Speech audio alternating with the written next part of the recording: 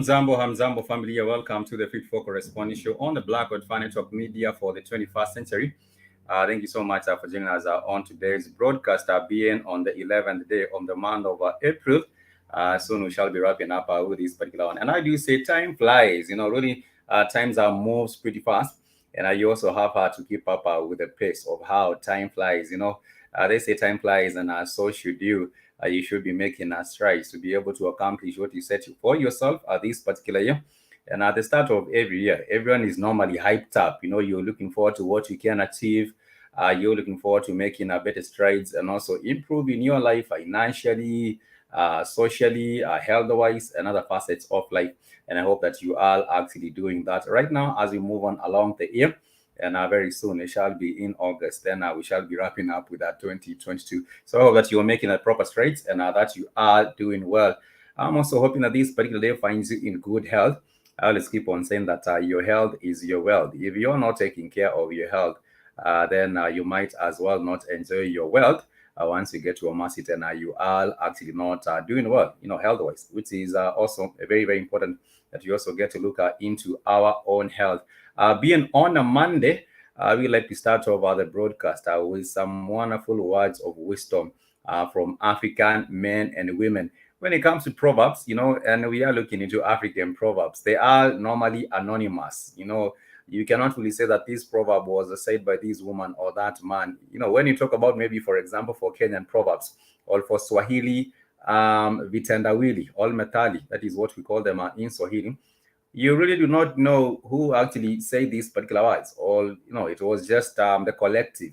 If you do hear of a story, which is how literature or knowledge is passed on using an oral or spoken word, you will not know who made up that particular story. It might be a story that has a moral teaching to it, but because of how it has been moved from one generation to another generation, eventually you might not tell who this story belongs to, or who made up this folk story, or who made up this particular proverb. But nonetheless, we get to enjoy the wisdom of our ancestors. Most of them are, these proverbs, I believe, were made hundreds of years ago, or even maybe thousands of years ago. That is when they were spoken or shared, and they have been passed along from generation to another generation. And also, there are some proverbs that might also help you understand how people used to live back in the day, because things change. For example, if you're using a computer in this day and age, and in the previous years we did not have computers, the proverbs or the things that will come from this generation, when it's like maybe 50 years down the line or 60 years down the line, the sayings or the quotes, I might call them quotes, that will come from this generation, will tell of the devices, or will tell of the environment that we used to exist in. And therefore, I do believe even our proverbs, you might have passed on knowledge to that particular effect. But I want to share with us a proverb from South Africa, and this one reads, when the rain falls, it will fall both on the freeborn and also on the slaves. When the rain falls, it will fall both on the freeborn and on the slaves. It also reminds me, I think it was also a proverb from, where was this a proverb from? Which was just saying that when the sun shines, I think it also shines on the righteous and also the sinners, something like that. I can't really remember how it read, but it's very true. We are all human, and we also get through the same challenges, all the same opportunities that are presented to us by nature. Mr. Dinosaur, Fat, you saying what's up, Spikes, what's up to you too, brother. I do find your name to be funny. But you have all sorts of names on the network. I have seen people calling themselves Mr. LBN, which is, what was the meaning of Mr. LBN? I try to remember. I think it was laid back nigger. And we have also had people like hair like Final, skin like bronze. We also have all sorts of names. So whatever rocks your boat, please use those names by all means. So for the South African proverbs, like I did say, when the rain falls, it falls on both the freeborn and also the slaves. Another one also reads, a crocodile's strength is in the water. A crocodile's strength is in the water. Of course, that means that every person works best in their own territory. Do not try compare yourself, with people. For example, you might try compare yourself with an IT expert. You are in your office and someone can be able to do something in terms of IT, fixing up gadgets and everything like that. And you're also trying to do that and outcompete them. I'm not saying you should not have an interest in being able to be good at something as well. What I am saying is that you still have your own strengths and you should be able to leverage or capitalize on those strengths for you to be able to achieve what you want to achieve in life. But do not go really trying to compete everyone at their other own strengths. The crocodile, its strength lies in the water, and that is where it's able to do its thing much better. I would also believe the hippo and the fish and all these other aquatic life, their strength is in the water, and therefore they will not be on land competing with what the cheetah can do. They will not be on the land competing with what the lion or the buffalo or the rhinoceros might do. Therefore, they know they're tough, which is very important. If you know you're tough and you know your strength, you know where you're best at. That is where your gifts can actually be best utilized at. Even when people come to choosing careers, when it comes to choosing maybe even other things that will have an impact of your life in general, it's important that you also work around things that bring out the best in you and also that capitalize on the strength when you are in your own turf. I am not saying that you should be comfortable really in just one stagnant or just one place. You can still be able to explore also your passion or your strengths in other areas. But it's also important to realize that your strength, you should utilize them in the area where you're best gifted at. And there is also another proverb which reads, this will be the second last, it reads, sugarcane, it's always sweetest at its joint. And this is true. When I was growing up, we used to grow sugarcane, but not for commercial purposes. We used to grow sugarcane just for home consumption. If you wanted to have a piece of a sugarcane, you could just go into the garden or what we call shamba. We call the gardens shamba. You would go into the garden and get yourself a sugarcane. And for what I realized is that it used to be sweetest, light at the joint and also at the bottom. And of course, at the top, there wasn't any sugar there. But anyhow, you also have to realize that sugarcane is always sweet as a joint. And in whatever thing that you're trying to approach, it might be better at the end. They say the beginning, the end of a thing is always better than the start. But anyhow, that is a South African proverb. The last one, it reads that you cannot beat a drum with one finger. You cannot beat a drum with one finger. And therefore, this calls to collective effort. And we also call it in South Africa or in the African context, Ubuntu, which is also a call to collective action. You are because I am, and you cannot be able just to do like beat a drum with one finger. You really have to use both of your hands, and you really have to have collective effort using both hands for you to be able to play this drum. We do have various sorts of drums on the continent. We do have one popular drum, which is known as the isikuti from Western Kenya, and they like to play their drums in that particular region at the same way they do in South Africa, where we do have some of the biggest drums as well. But yes, that is a wonderful word of wisdom. When we come together and we are in unison, or we are working in unity, we are able to do much more. and we are able to achieve our goals much faster. They say if you want to go faster, you might go alone, but if you want to go further, you really need to go with people. And that is why this proverb reads that you cannot actually beat a drum with one finger. There has to be collective effort as well. And there has to be also an intention, collective African consciousness as well. That is what we need. Remember, this is a Fit for Corresponding show on the Black Fire Network Media for the 21st century. And again, in the month of April, a whole lot of shenanigans will be going down with this particular month with the pagan holidays, what we call Easter. And I would also say for the Muslim as well, they also do have the Ramadan. I believe it's going on. I'm really not sure. I believe it's still going on, where people get to fast and do a whole lot of other things.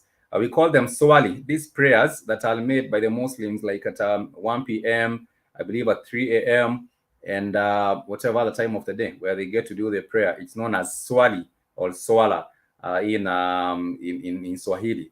But I was just saying that over this particular time, people love to travel, especially on the continent, whether be it of the Christian faith or the Islamic faith and all these other things. People are not even much more concerned about where these the origins of these festivities come from. People are just about getting on board, joyriding, and of course having to enjoy themselves. This is a season where people like to go on vacations, on holidays with their families and things like that. Personally, I do not have plans for anything like that in this month of April. For me, I believe you can actually just go and rest wherever your work schedule allows you to, or maybe perhaps it depends on how you organize your year. It's really important. But anyhow, family, we shall be taking a short music break. When we come back, I shall be taking you to Nigeria because on the 54 corresponding show, we get to two different African countries. Let me just catch a breather, get some water. But this is some wonderful drums, also from Ethiopia.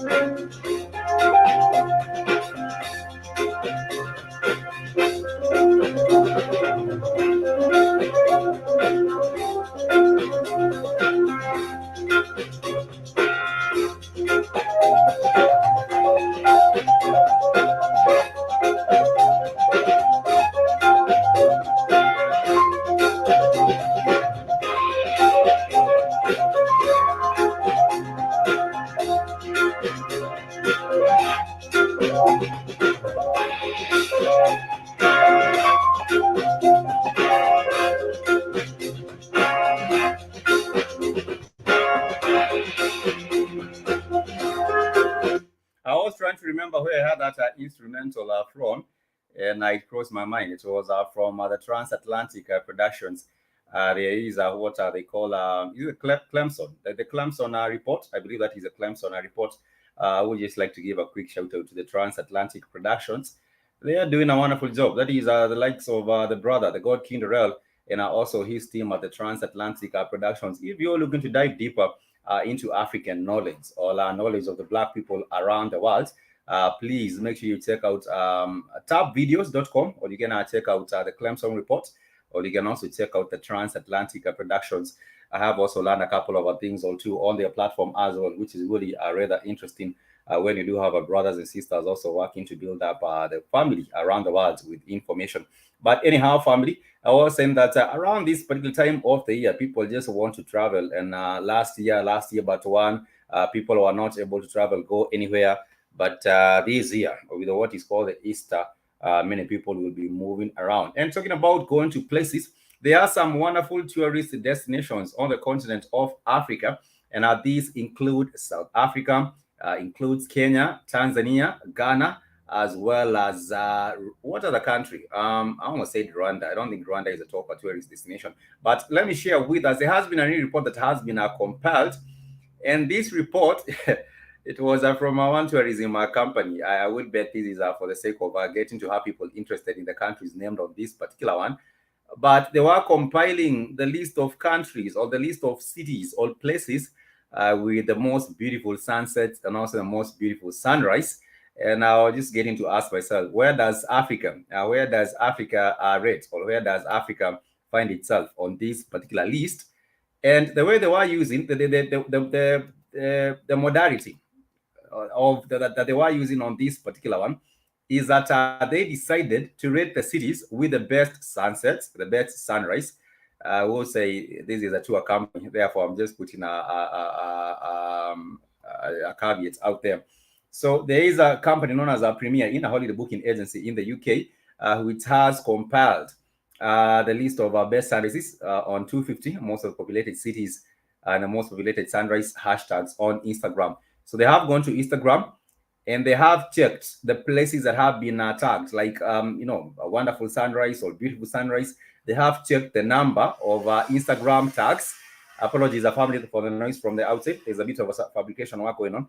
But I did say that they were looking into Instagram and are using it as a modality or the platform to get the hashtags from. So they took hashtags that are read the best sunrise or the best sunset ever, something like that. And they found out that on the continent, we do have Cape Town.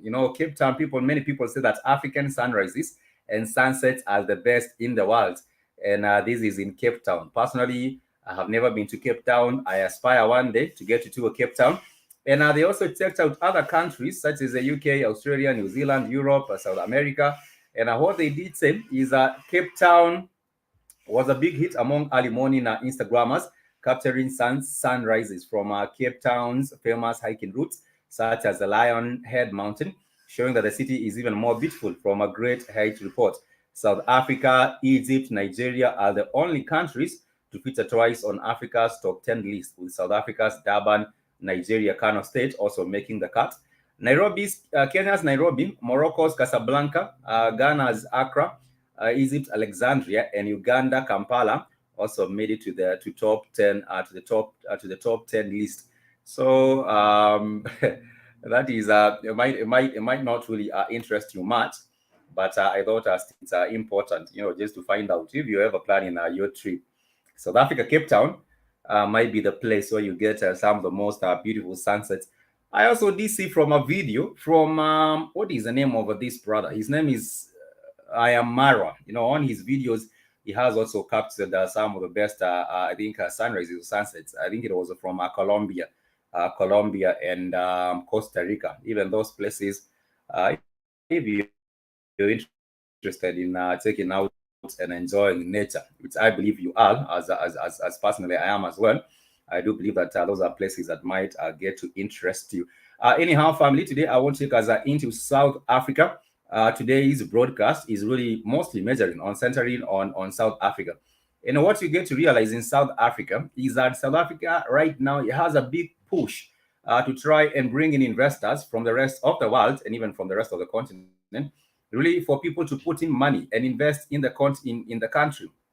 We do have different sectors in the country where even if you are also an investor, you might also consider investing in, for example, the energy sector in South Africa. You might also like to invest in the real estate sector in South Africa. You might also like to invest in the financial technology sector or the fintech sector in the same country, or even the rest of the continent. Let me just say, when it comes to ranking of African countries that many people would like to go look out or invest in, we do have countries that are high ranking. For example, we do have South Africa, we do have Kenya, we do have Tanzania, we do have Rwanda, we also do have Ethiopia, and we also do have Ghana as well. Those are some of the countries, and also let me also include all the island countries on the continent. They have been found to be really destinations for investment. And I would say this is mostly to do with tourism. If you are interested in getting to invest in tourism, then maybe perhaps our hospitality, then maybe perhaps the island countries on the continent will be perfect for you. But I want to talk about South Africa and its latest push to sort of bring in investments in their own country.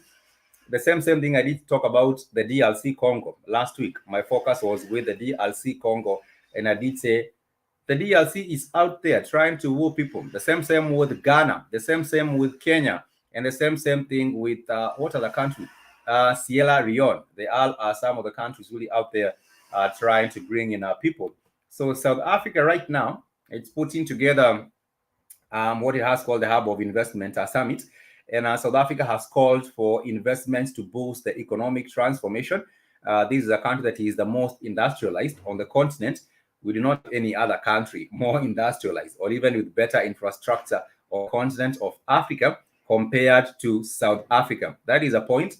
I believe other countries might come close, but South Africa is out there at the top. They do have nuclear energy. I don't know whether they are still investing further in that or they want to phase it out. I will be checking, find out about that. But this is what they have been doing. South Africa has managed to secure more than $20 billion, almost 18 billion pounds in pledges at this year's South Africa Investment Conference, which was held in Johannesburg. Africa's most industrialized economy is close to reaching its target of about 100 billion worth of investment over 5 years. I believe they can. If they go $20 billion every year, then they might even outdo themselves. Positioning South Africa as a global investment hub is key to President Cyril Ramaphosa's economic reform and recovery strategy. These was a little bit, let me share a little bit of what was happening with that.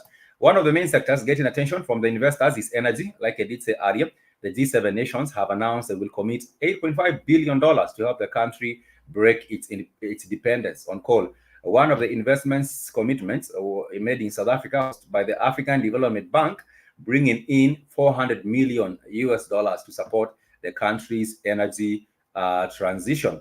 And the African Development Bank believes that South Africa, you can see it in what we do. The bank's current portfolio in South Africa totals $3.2 billion. The African Development Bank did say earlier with that.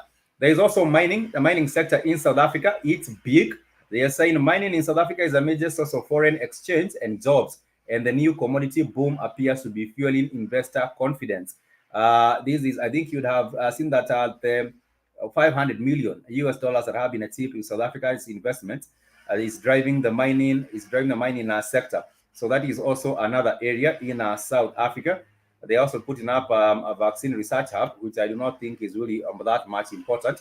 But anyhow, let me share a brief of this video with you. Like I said, apologies for the noise from the outset. There's a bit of some more getting done. But anyhow, I hope that you can still catch up all here, what I have to say. And like I did say, you might also decide.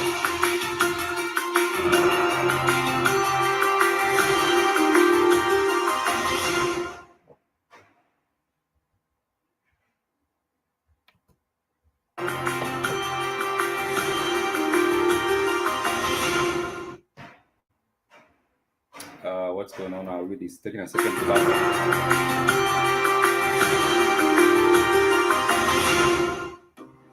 South Africa secured around 18 billion euros in pledges at this year's 4th South Africa Investment Conference in Johannesburg. It means Africa's most industrialized economy is close to reaching its target of 90 billion euros worth of investment over 5 years. Positioning South Africa as a global investment hub is key to President Cyril Ramaphosa's economic reform and recovery plan. It is nearly 4 years since we embarked on the ambitious drive, as Minister Patel was saying, to raise 1.2 trillion rand in new investment over 5 years. Now, despite the impact of the pandemic, by the time of the 3rd South African Investment Conference in 2020, we had raised and we had pledged a total of 774 billion rand in investment commitments. One of the sectors getting the most attention from investors is energy. G7 nations have announced they'll commit around 7.5 billion euros to help the country break its dependence on coal. One of the investment commitments made to South Africa is by the African Development Bank, which is injecting $400 million to support the country's energy transition. The African Development Bank believes in South Africa. You can see it in what we do. The bank's current portfolio of investment in South Africa totals $3.2 billion. South African mining is a major source of foreign exchange and jobs. There are hopes a new commodity boom will fuel investor confidence. I think you would have seen that from the 770 billion rands that has been achieved with the South African investment drive, that I think mining consists of about 150 billion rands of that. And we saw some of that being pledged by some of the mining companies across different sectors of mining, with platinum driving, the largest component of that investment drive. According to government budget projections, almost all of the economy's major sectors will recover from the pandemic and return to growth. As a member of the BRICS bloc, South Africa has major trade links with China and India.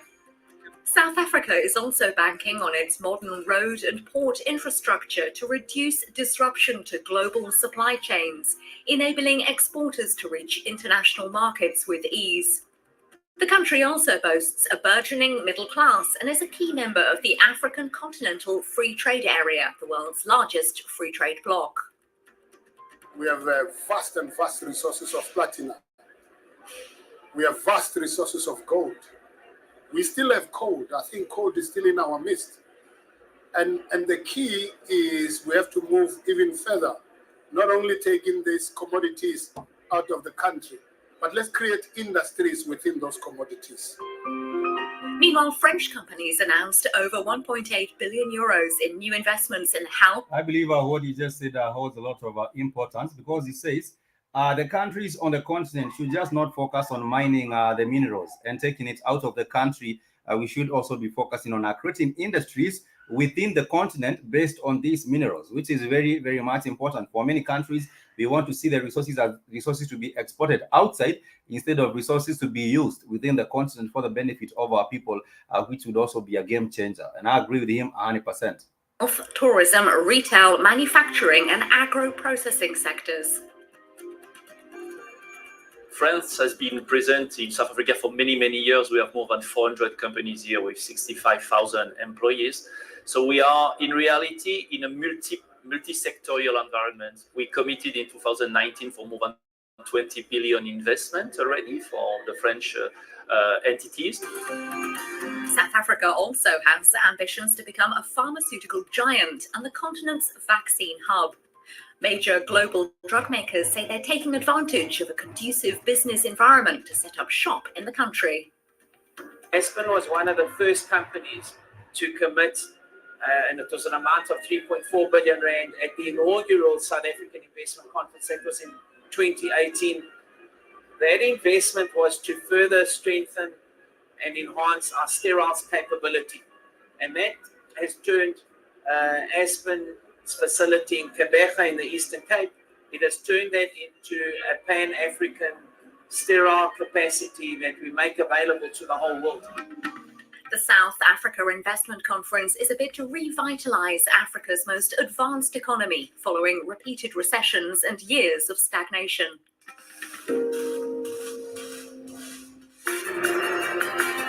And that is a little bit of what is going on with that. And I did say that for South Africa, they are actually leading in terms of industrialization on the continent, which is really also important.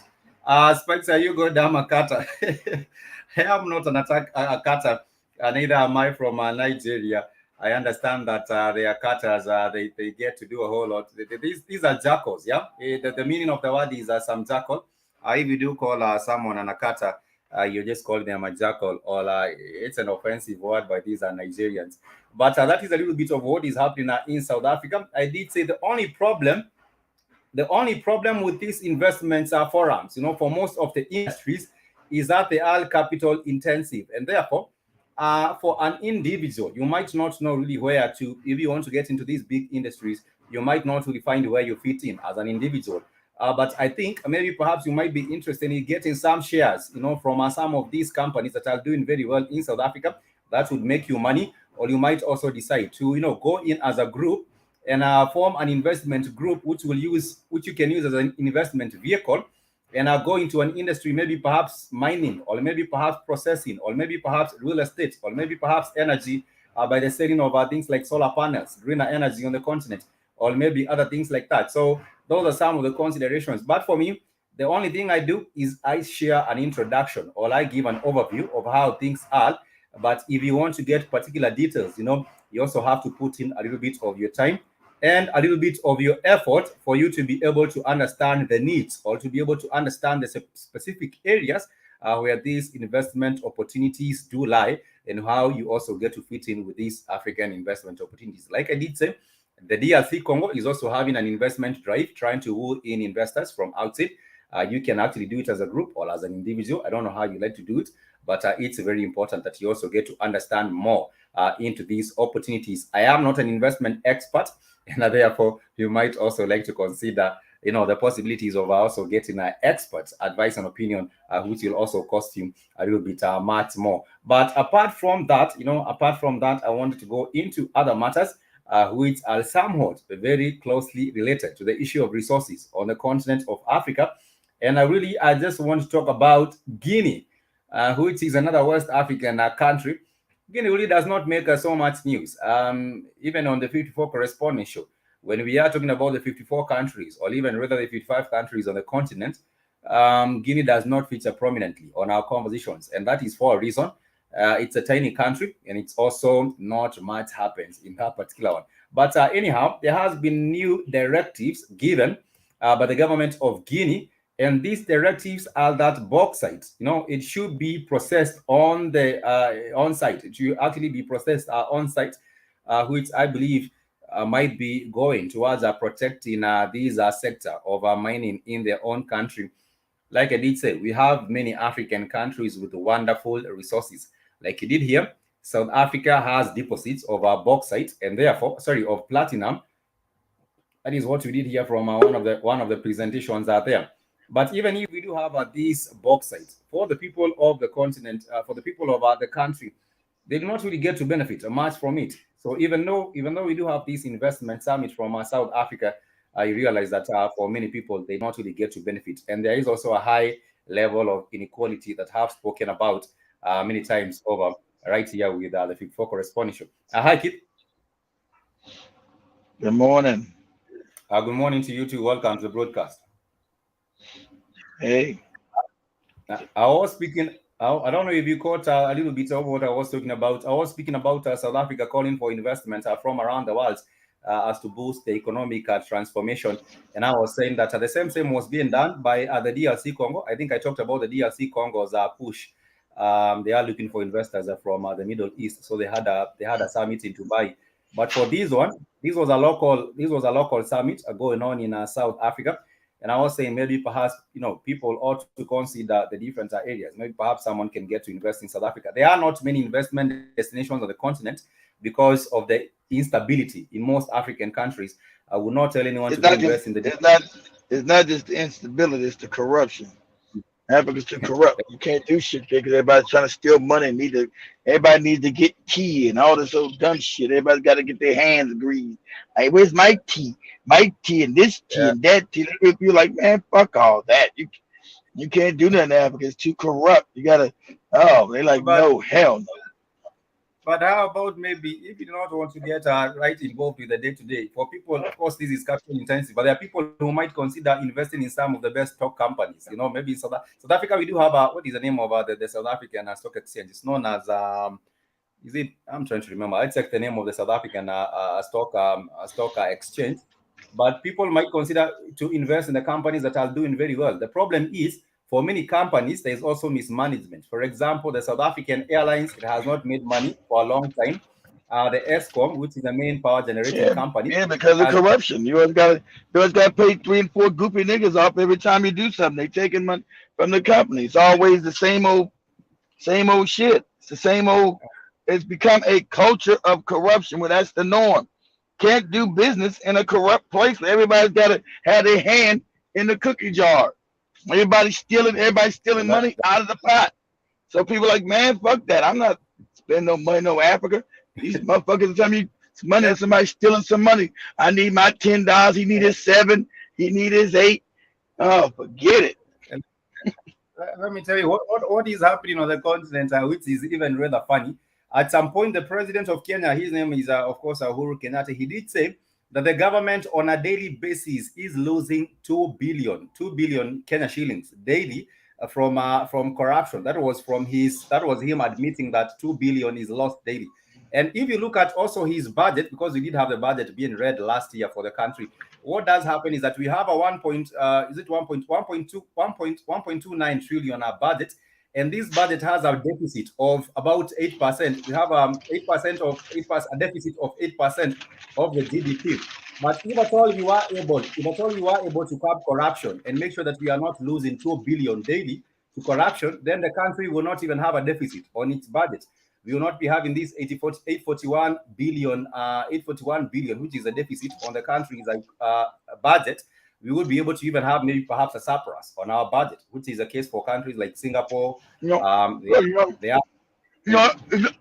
do it because he's corrupt. Sam is corrupt. You can't stop corruption when you corrupt. That's just lip service. I'm going to stop corruption. Hey, man, we're going to steal the shit while we're in here. We got 10 years to steal Kenyan blind. Yeah, and corruption is out of control. It's 2 billion. Make sure we get all our shit before we get out of here. And unfortunately, that is a reality on the ground. But this is South Africa, and I was here in the last week at the DRC Congo. So in case you still want to consider options, I'm not an investment expert. You might still need a consultancy from a right investment expert. That will cost you more. But this is what is going on in South Africa. That's what I share.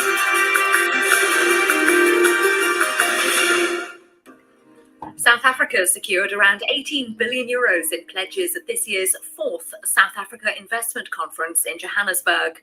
It means Africa's most industrialized economy is close to reaching its target of 90 billion euros worth of investment over 5 years.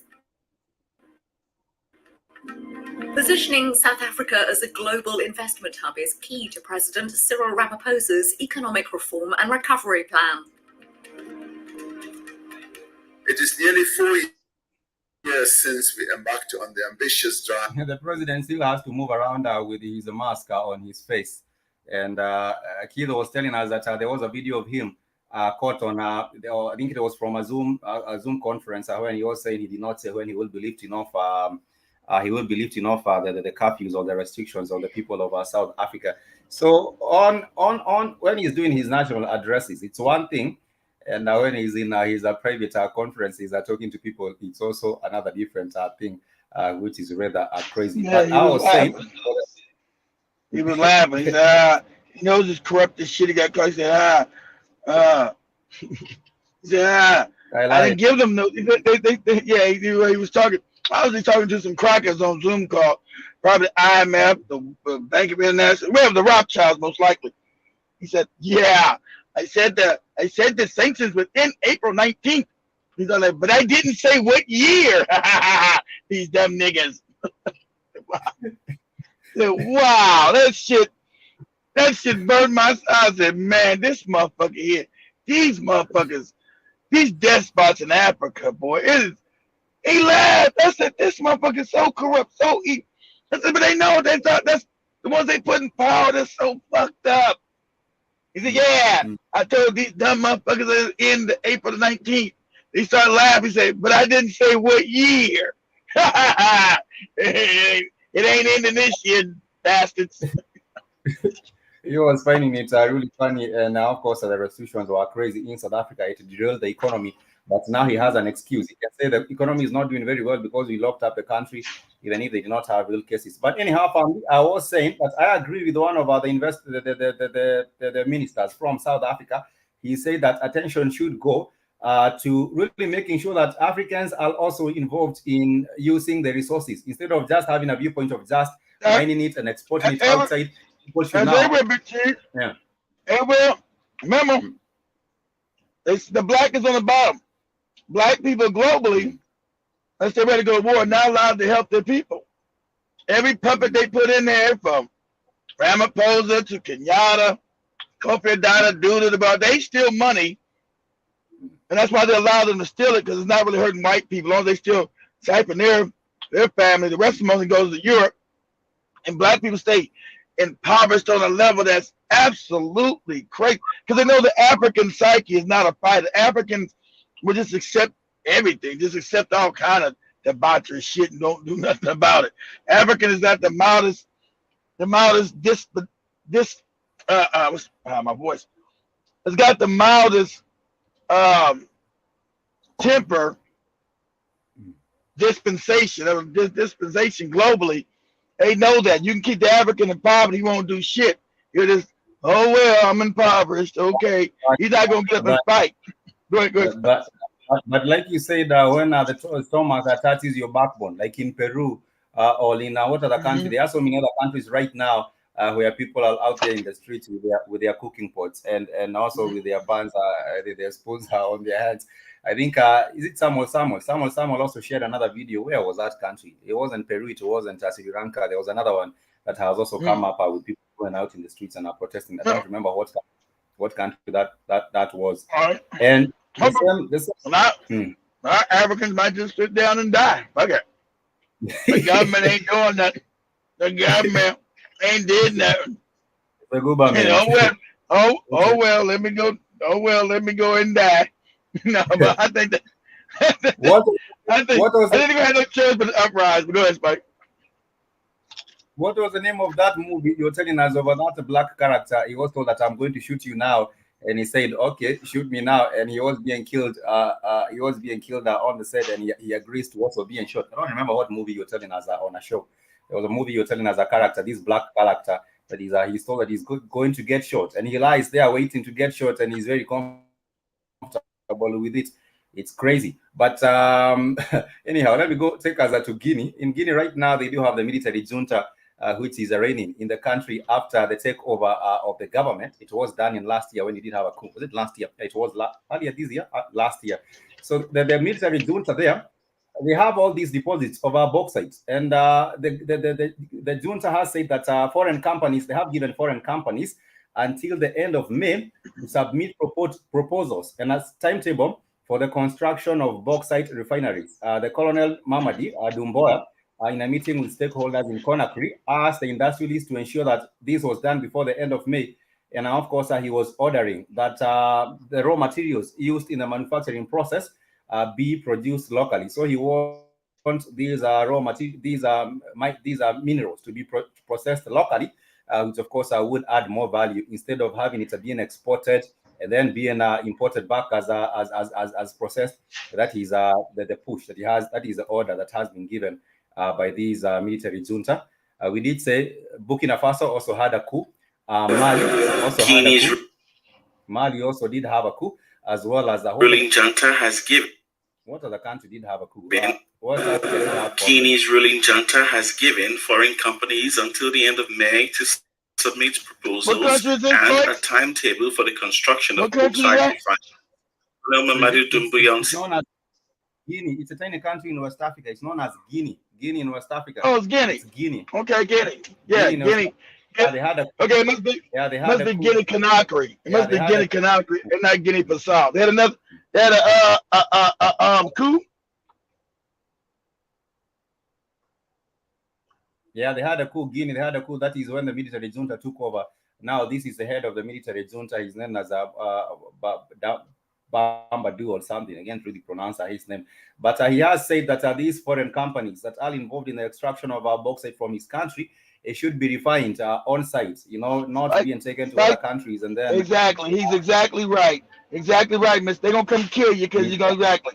That money belongs in Africa. You want the bauxite, you refine here, you'll pay us for our shit here. You want to leave our people impoverished because you set these other morons up in here to pay up their little bit of famine while everybody sits impoverished off the richest continent on the planet. Well, white people got there. Black people had so much money, they know what to do with it. Black people were so damn rich, they didn't know they was even everything. God damn, we got everything. Cracker coming out with absolute crazy poverty. Poverty in Africa is absolutely crazy. You can't explain that crazy shit. Africans so fucked, you don't know he lives on the richest. Hey, moron, you live on the richest continent on the planet. You. No, we don't. Yes, you do. You stupid. You. Yeah, it's like Spice don't know what a damn akata is. General Mosquito. Just like Joby. Akata, what is this Akata? It's the Nigerians are feeling good about themselves and are insulting people jackals. But I was saying that when it comes to the continent, the level of I agree with you, kid. The level of poverty is dehumanizing. It takes away even the humanity from you, and really you become like that's why they talk like that. It's dehumanizing. Like poverty, Africa is dehumanized on a poverty on another. It's like Africa is 500 years behind the rest of the world. It is dehumanizing. It is crazy. Like Africa sits on the education need. That's why everybody wants to leave Africa. When they see TV, oh what? The rest of the world looks like this? It don't like the shack I'm living in? No, it don't, nigga. Not even that ain't poverty nowhere looks like your poverty. I gotta get the fuck out of here. Go ahead. I did say we go to a point as Africa where Africans started taking pride in poverty, which is crazy. I would also blame it on the psyche, the religion as well, because now you're thinking there is anything to be proud about poverty. There is nothing. There is no pride. There's nothing. There's no pride because now your mindset is poverty. What you believe is how the universe works. You don't even know your poverty is self-inflicted with the way you think. Now you're just doubling down on what white people did. Yes, we're supposed to live in poverty and wait for Jesus, all this crazy shit. Your ancestors didn't live in poverty, and your ancestors never believed they should be impoverished. You believe that shit. They're supposed to be poor and fucked up and living in huts and squalor. You crazy? We're supposed to be dandies living in mud huts, and we got nice white people suits on, but we're living in complete filth. You crazy? The dandies are something else. But family, this is what is happening in Guinea. I would believe this is the right move. It should also be followed. It is. They're gonna come to kill his ass. You better get some good security, and you better not be eating out. They're gonna poison your ass, shoot you in the head, something. They will just use like Otoma Sankara so many years ago. They used the people in his circle, so they not even go further. They come and get someone like this, or of course, his deputy, and they exactly. That's what they got. Exactly. That's exactly what they do. They go exactly right. They know these Negroes. Hey, don't you want to be the big man? We'll let you over them. You'll be the big, and your family be rich, and we'll set everybody up, and you keep giving us all the profits. Don't you like that? They don't give a shit about the other African people living in poverty. If you learn, hey, to love the other African, get your shit together, you all can be rich. Stupid. Tell you, you're stealing, then giving all the European everything. The European's only rich, damn African, because he's stealing from you. For Burkina Faso, that is what they did at Thomas Sankara. They got someone very close to him who was his compatriot. His name was Abuse, and they killed. Exactly. He's talking about all this money's not going. This money's not going to go to French and Europeans. He was driving some old ass Toyota. He went in the latest the BMW limousine, all that dumb shit. He said, "Nah, I get a regular Toyota. I need the money gonna go to the people." But he changed the name. I forgot that. I think it was called Upper Volta at that time. Then we're gonna call it Burkina Faso. We're gonna get this money to the people. We're a rich country. We shouldn't be impoverished. Time to make a phone call and kill this nigga. And he was young. He was only 35. He's the youth. Nope. Time to put in the call and kill the nigga. This nigga gotta go. Hey, Prince. Papa Shaw, he get all Dr. Paul, speak a star. What? Kill that nigga. That's what I'm saying in French. Time to kill it. The same for Guinea. This one might also be ready to be. There will be a knock on his door. These are junta here. Exactly right. It's normalized. It's become normalized. Like it's normal for black people to be impoverished. That's like the identity of black people is now poverty.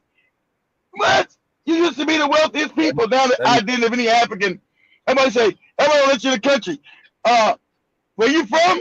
I'm from Africa. Oh no, you might try to stay here. We're not letting you in the country. All that kind of crazy shit. Let me share this. Produced locally. The junta head also warns that foreign companies that violate the refinery construction deadlines will be penalized. With an estimated 7.4 billion tons, Guinea has the world's largest reserves of bauxite, a mineral used in the manufacture of aluminium, which is essential for the automotive and food industries. It is also the second largest producer. China imports about half of its bauxite needs from Guinea. However, the benefits to Guinea from bauxite mining and other abundant natural resources such as iron, gold, and diamonds are notoriously disproportionate. Experts cite insufficient investment, lack of essential infrastructure such as roads, and rampant corruption as factors that have hindered growth. Of course, the corruption is the leaders that they put. It ain't just because they corrupt. The Europeans put these puppets in there because they're corrupt. It's not like the Africans are putting these corrupt bastards in here, be there for 20, 30 years. The Europeans keep these corrupt bastards. Their armies are funded by the Europeans. Kenya's armies, funded by the Europeans. Somebody want to make sure you don't overthrow Kenyatta corrupt ass. Kenyatta stole millions from Kenya. Right there in the goddamn Pandora Papers. And nothing's done. This nigga has stolen millions. Kofi Addo has stolen millions out of Ghana. But he's an eloquent speaker. We're going to try to do the best and get rid of the Europeans while he's getting paid over and over again by the Europeans. You know, Africa must rise and stop the corruption. That's one of the most corrupt niggas on the continent. That Kofi Addo nigga. It's just that he's eloquent. He's not a despot moron like a damn Museveni. Museveni can't play a refined leader because he's a bumbling idiot. he's an idiot. So he can't play as a refined leader. You know, he can't fool them. I said, this moron is definitely backed by white people. There's no way this moron will be ahead of any country. There's no way. So, they don't even pretend with Museveni. They know he's corrupt. They kept him in there for 40 years. It's not even an illusion him being a democratic elected president. They don't even fuck around. Yep, he's in there. He's doing our business. And that's what's up. What they want to do is that they now want to have his son take over the helm of a power. Of course, his son, like it's a kingdom. It's not a country. It's a kingdom. It's a fiefdom. My son. Your son, ain't nobody elected your son. Well, you know the elections are phony, you dumb niggas. My son is going to do the remaining of the stealing. From what I do see here, just showing a little bit of the map of Guinea, I do see it borders Mali here. Mali is also big, and Mali they had a coup. Guinea has also had a coup in the recent past. This is Conakry. I think the capital city is Conakry. It seems like it's very close to the ocean here. I think it's a port. It's a coastal city, which is Conakry, and this is where they are saying they have the largest production. It does. It should make you mad. Africa, Europe would not be nothing without Africa. Europe is impoverished. Europe don't get rich; they get control of Africa. European history is always them being poor, stinking, dirty, starving. So this is where you do have Guinea, very close to Mali here, and also Ivory Coast. In Ivory Coast, they also did have a coup. Liberia and Sierra Leone, they have not had coups, but we also do have Senegal here, and Gambia, of course, is a tiny Gambia here. We have Guinea-Bissau. We do have these islands, Cape Verde Islands. But I did understand that bauxite, Guinea is the world's largest producer of bauxite. I just realized right now, and they have said that China buys like half of this, so there will be a knock on the door. Because right now the military is African is the highest producer of all mineral spikes, all of it. Okay, bauxite, diamonds, manganese, looking plutonium, cobalt, coltan. Africa is rich, while the African mines and power. Africa's rich. Africa's so rich it's crazy. Africa's so rich, it is crazy. Africa's so rich, and everybody sits in poverty. It is absolutely bananas. You think everybody's there to help you? They're here to help us. Help you do what, motherfucker? They're there because they're not there to help you. There because Africa's rich. Everybody wonders what Africa has: money, the wealth. Africa's got the most gold. Gold didn't come from Europe. How do all these gold reserves exist? They came from Africa. They came and knocked an African in the head. Say, here, take this brush, nigga. Give us all your gold. If you don't, we just smack you in the head and take the gold away and go his bike. I do see the funny thing is that people in Guinea are living are so fucked up. But I do see they do have gold, they have diamond, and they have oil, and they have oil. They have also oil resources. So what is preventing the people of Guinea from living their best life? Because they do have the oil. You know what's presenting them? The African mindset. I'm poor. I'm supposed to be poor. The white man is better. Chinese man is better. Asian man is better. And we need them to come steal all our shit and give me a job making nothing. That's why, Spice. It's crazy. They have oil, they have gold, they have diamond, they have bauxite. Anyhow, you know what else they have? You know what they have? They have poverty on a level that's crazy. Anyhow, family. Let me move a little bit from that and talk about something going on with South Africa. Motherfuckers in Guinea don't even got no damn shoes. Shoes. Shit, most people get cars when they're 16, 17. Guinea, you get a pair of shoes when you're 16. Oh, I get the whole shoe? Yeah. You get one shoe when you're 16. When you're 18, you get the other one. Like, damn, that's living. Right. And then after they get those shoes, Spike, they'll say, praise Jesus, praise the white man for giving me a pair of shoes.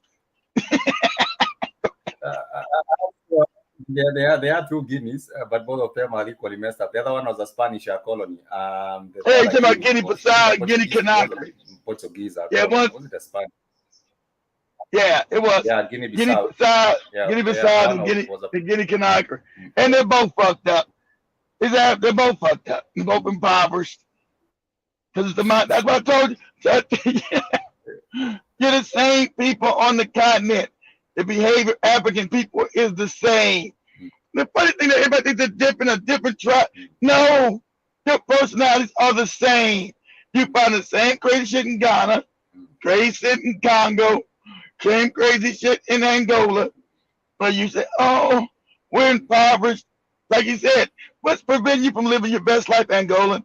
Well, we're just impoverished. But you got everything. You got oil, you got gold, you got diamonds. I know, but I'm just black. What can I do? Well, the white man came in and stole it from me? What you talking about? It's a defeat. It's already a defeatist kind of a mindset. But anyhow, family, let me take us to South Africa once again. And I have talked about on this particular show time and again, the South Africans are not pleased by the matter of everyone are trying to go into their country and are living their best life in their own country. Of course not, because that's the closest place you can go. You can't go to Arab country because they're racist. Can't go to North Africa because North Africa is racist. They got those white Arabs got control of that part that used to be African lands. So they look to the south and say, God damn, can't make it to Europe. But South Africa is just like Europe. I'm getting the fuck up there. I'm getting the fuck up in there. They got development. They might got a job, but they got developed. I ain't got to be shitting in no river. I ain't got to be taking no water back. I ain't got to put no water on my head. Take it back to clean my ass or some crazy shit. They got running water in the house. Go ahead. And what they are doing right now is that there has been a movement which is known as the Operation Dudula, which launched this movement in Durban. And this is a movement hundreds of Operation Dudula members have marched through the streets of Durban, demanding that the government take strong action to deal with the high numbers of illegal migrants. The protesters sang and chanted anti-immigrant slogans. And this is bad. Eyes of the police. It's actually bad, but understand it. This is bad, but understand Africans. I get it because I get it here. We don't want no more African and Caribbean immigrants, but we're not the majority. African people in South Africa, you're the majority. You should have power in the country. You refuse to take power. You can't say even when a white man is the minority comes and takes power over African. There's a problem. Even when they're a minority, they'll come and take power. So something wrong with the African mindset. I understand you want to be xenophobic and there's not enough jobs. That's understandable. The white man's the one giving the job. But the white man is corrupt. He's gonna say, well, if I can play somebody from Kenya, Zimbabwe, Angola, let's not pay your ass because you know the damn rates are higher in South Africa than they are in those countries. I'm gonna pay the immigrant. I'm not paying your ass. You just another nigga to me. I don't care about where you come from. They black is black is black is black, Jack. They don't care about that tribe, especially your tribe. So the Kenyan guy come and say, you know what? The South African guy is asking for 30 rand a week. I'm only asking for 15. So he comes and undercuts the South Africa. You think the cracker will say, no, I need to pay more? The cracker will say, yeah, bring me that Kenyan guy here. You got the job. Kenyan guy, hey, you got the job, Kenyan. When can you start? When can you start, damn it? This is spoiling the rates. It's spoiling the rates, the work rates that you're supposed to be getting. Yeah, but it's a dog. That's what the Europeans set up a doggy dog world, Spikes. That's what. So you fight on the bottom for the crumbs instead of South Africans taking power and taking over the majority of the country's wealth. You fighting over the scraps. You fighting over what's on the bottom because you haven't taken power of the country. You refuse. You're gonna have to fight. You have to fight and take real power. South Africa have to fight. Period. White people are not gonna give you power. And the government of South Africa had taken some measures. I believe at some point they decided not to renew the work permit for some of these. Because they scared about being overthrown. They gotta keep the puppets in power. Say, hey man, you gotta get some of these other Africans out of here. And I'm gonna get into all this self-love shit because the other Africans, South Africans who are born here, don't have no jobs. You got people come from Kenya, especially Nigeria. God damn. Nigerians are getting to South Africa like them motherfuckers just putting on their Jordans and running down there. They're not even going past they're not catching no plane, they're not catching no boat. Them motherfuckers is running through the back roads. Running down there. Shit. So I believe if this is not going to be addressed, it will boil over and become something even dangerous. Because like you did here at some point, there was xenophobic attacks, and the Nigerian government, of course, South African, you're gonna be angry. You're gonna be angry because there's only so many jobs that come around, and I'm gonna undercut you because you're not gonna get paid the same wages in Nigeria, Kenya that you're making in South Africa. South Africa is a more developed country.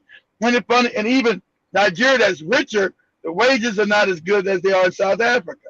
So that's why and it's, like I said, it's not as developed. So me undercutting you is actually better for me because I'm making more than I did in Kenya. I'm making more than I did in in Nigeria, and I'm making more than I did in Zimbabwe. So I was saying, hey man, hey, we love our African brothers, but they got to stay home and fix it. Why your temple say, hey, stay home and fix your own shit. Stay home and fix your own goddamn country. Simon said other people, the Nigerians, the Kenyans, the Zimbabweans, they should fix. But I was just saying, even the currency is considered to be stronger. Let me play this. Hundreds of Operation Dudula members have marched through the streets of Durban, South Africa, demanding that the government take strong action to deal with high numbers of illegal immigrants. The protesters sang and chanted anti-immigrant slogans under the watchful eyes of the black police. Against black, because we're fighting for the scraps. It's black against black because we're fighting for the scraps. And that's black people. If you took power, you wouldn't have to fight each other. But you're black on black because you're fighting for the scraps. On the issue of undocumented immigrants. What about the undocumented Indians? What about the Indians? What about the undocumented? You got Asian mother. Also, are you talking about black people? You're talking about the Indians that's up in there, and also the undocumented Asians that's coming off there. The Chinese that's in there crazy, undocumented, illegal. I would bet this movement is about fellow Africans. Of course it is. Because they don't own shit they fighting for the scraps, exactly. They don't own, these niggas don't own no businesses. They don't own shit. So yes, it's fighting for the scraps. They don't own South Africa. These niggas are just there. They happen to be born there. They don't even pound their own shit. Chinese people allowed to come to South Africa, buy shit, own it, and put these niggas to work. The damn East Indian allowed to come there as an immigrant, buy shit, and put these niggas to work. True. So they worry about other black people getting their jobs, not their businesses, because they own shit. They don't own nothing. This will even make it even worse for anyone else trying to go into South Africa on road business. Not trying to, in rightful or in the rightful channels. It will also make it difficult for people who are trying to go for business or for other reasons like that, not just trying to. You push. I understand the grievance, but the grievance ain't with other black people. I get you. I get what you're saying. Why black people won't fix their own country? They run. They won't fight either. I get you. You got to fight in South Africa too, because white people still own that. I get you. Black people rather run than fight.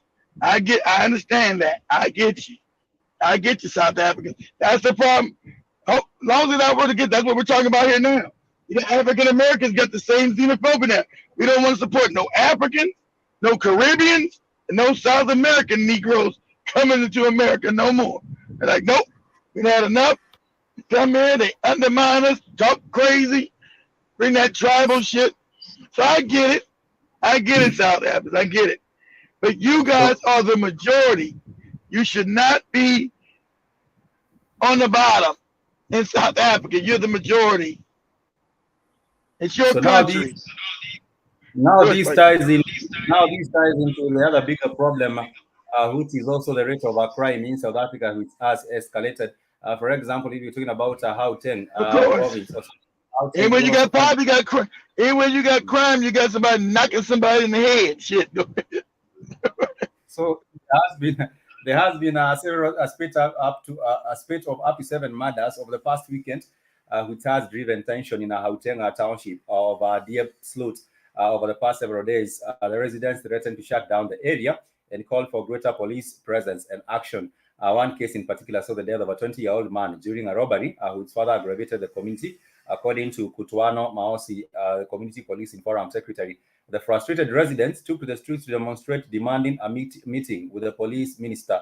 The resulting protest against the area's high crime rate entered that day. The minister outlined forthcoming action by the police. And of course, after several hours, the protest escalated to an alleged mob action with community members roving up the township, demanding to see residents' passports or identity documents to determine their nationality. So now this is where it's going. What they are doing right now is that now the issue of crime will be linked to the migrants. This is where they are going. They are saying after several hours, the protest escalated to an alleged mob action, and the community members went roving the township demanding to see residents' passports. So if you don't have a passport and you're not there legally, this also now brings up the issue of you being thrown out or even being beaten up, which is also going to make matters worse in South Africa. All identity documents to identify their nationality. Community members were doing door-to-door checks because of the frustration that happened over the weekend.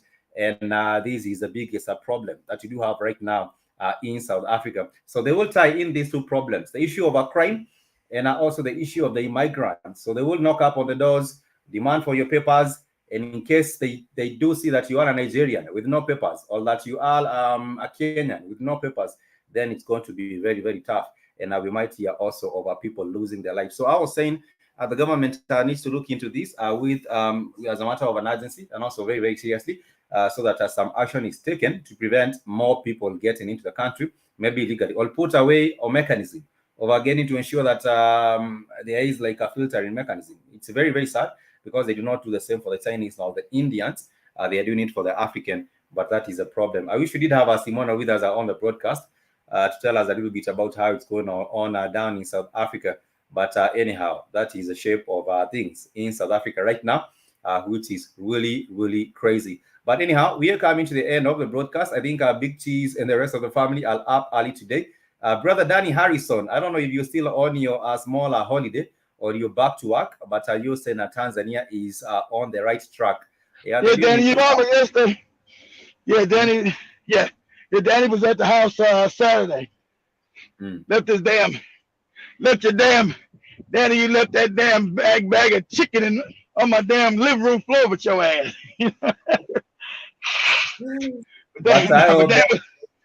Dan was on the show Friday, so on Saturday. So I'm hoping that he's ready to go see what's good in Tanzania. But anyhow, family, we are waiting up. Big Cheese. Yeah, he's got all the investments. He wants the guy. Dan has got the money. And I'm gonna talk to Willie about Dan so Dan can hit the ground running. Tanzania's fresh for investment. And it's a good place to start. And hell, They can make a lot of damn money. And and I remember the brother.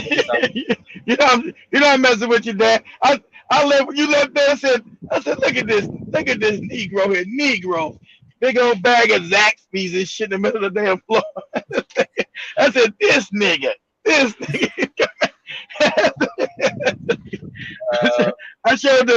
I showed Job and Katie on the on one session of the business.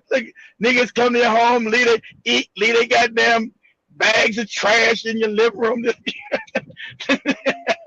is what the South African doesn't want anyone doing in their country, living chicken in their country. But anyhow, with the episode, Big T's, thank you so much. Also invited to Tanzania. The invitation by Keith is still on there, and also for the rest of the family. Till next time. Yeah, Dan was on the show Saturday. It was good to see. It was good to see him on the show. He ain't been on that shit in 5 years. That's a time flies, boy. 5 years since Dan was on there. Time really moves as well as the brother. Shit, I was hungry.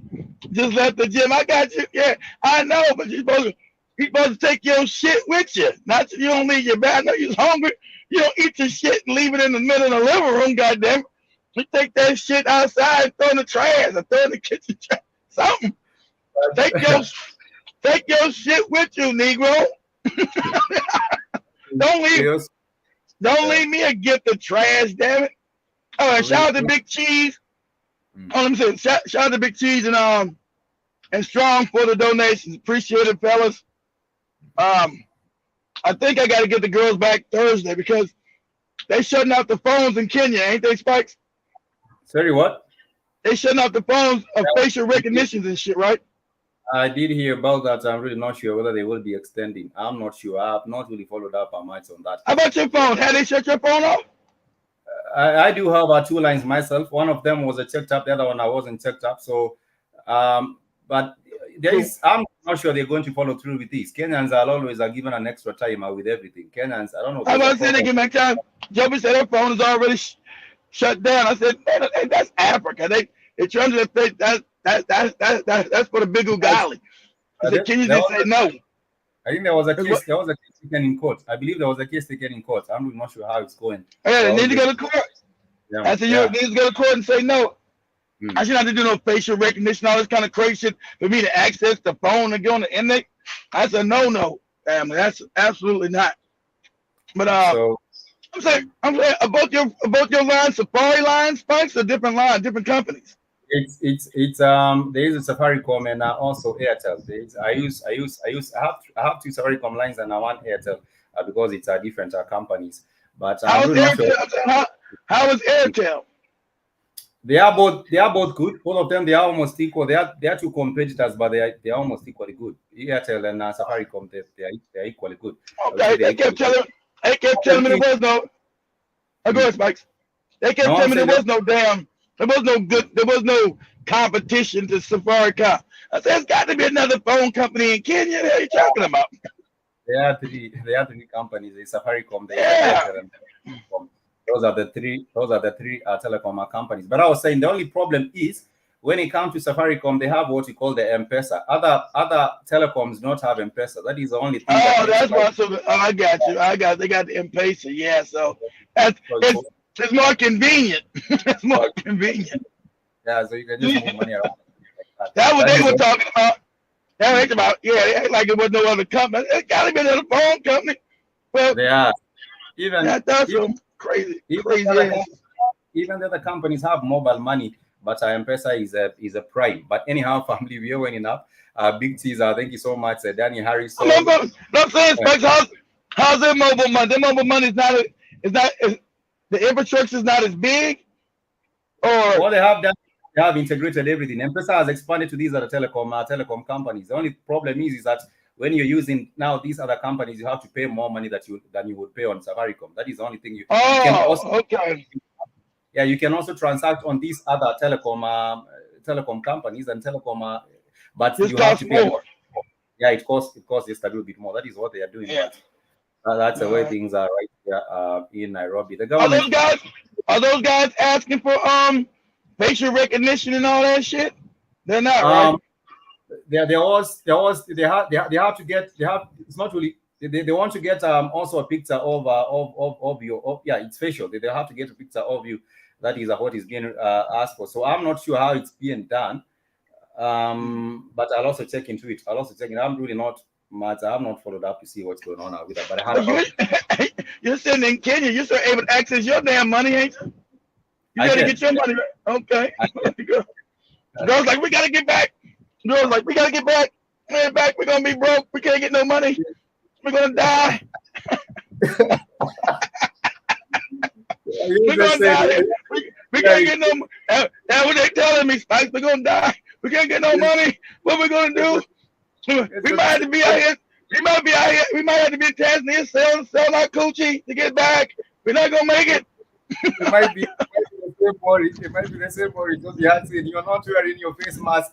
I'm gonna die. You're not wearing. You're not. But anyhow, good. That crazy. But anyhow.